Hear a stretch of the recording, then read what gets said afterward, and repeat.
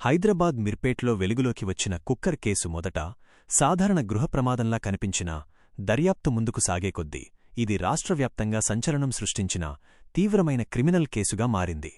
ఇంట్లో వంట చేస్తుండగా కుక్కర్ పేలడంతో మహిళ మృతి చెందినట్టు మొదట సమాచారం బయటకు రాగా సంఘటన స్థలానికి చేరుకున్న పోలీసులు అక్కడ కనిపించిన పరిస్థితులు చూసి వెంటనే అనుమానాలు వ్యక్తం చేశారు. సాధారణంగా కుక్కర్ పేలుడు జరిగితే కనిపించే గాయాల స్వభావానికి, మృతదేహంపై ఉన్న గాయాలకు పొంతన లేకపోవడం, ఇంట్లోని వస్తువులు అస్తవ్యస్తంగా కాకుండా కొన్ని చోట్ల మాత్రమే నష్టం కనిపించడం, గోడలపై ఉన్న మచ్చలు ఈ ఘటన పూర్తిగా ప్రమాదం కాదేమో అన్న కోణంలో పోలీసులు ఆలోచించేందుకు కారణమయ్యాయి.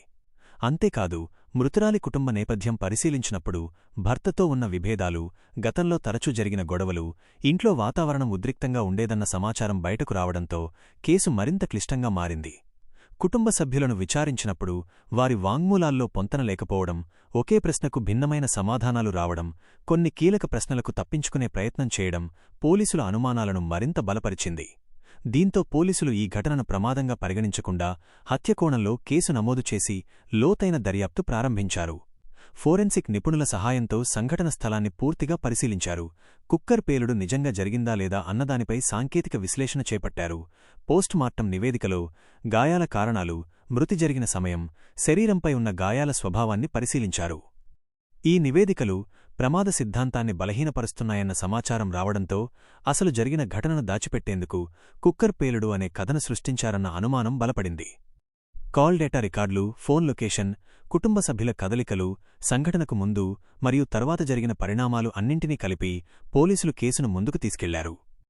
ఈ కేసు వెలుగులోకి వచ్చిన తర్వాత మహిళలపై జరుగుతున్న గృహహింస, కుటుంబంలోనే జరిగే నేరాలు ఎలా ప్రమాదాల ముసుగులో దాచిపెట్టబడుతున్నాయో అనే అంశంపై సమాజంలో తీవ్ర చర్చ మొదలైంది. ఒక ఇంట్లో 4 గోడల మధ్య జరిగే హింస ఎంత ప్రమాదకరంగా ముగిసే అవకాశం ఉందో ఈ ఘటన మరోసారి హెచ్చరికగా నిలిచింది.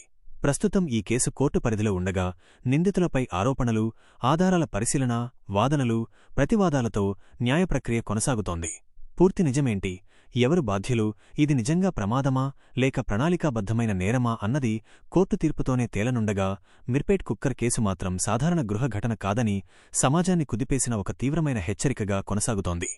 ఈ కేసులో దర్యాప్తు సంస్థలు కోర్టుకు సమర్పించిన తాజా ఆధారాలు లేదా ఈ ఘటనకు సంబంధించి మీకింకా ఏవైనా సందేహాలున్నాయా?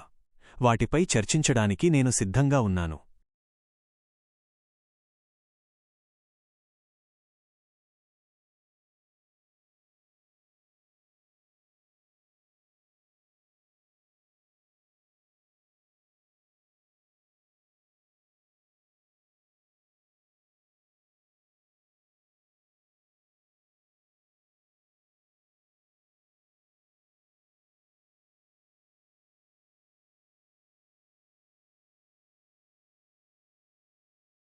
హైదరాబాద్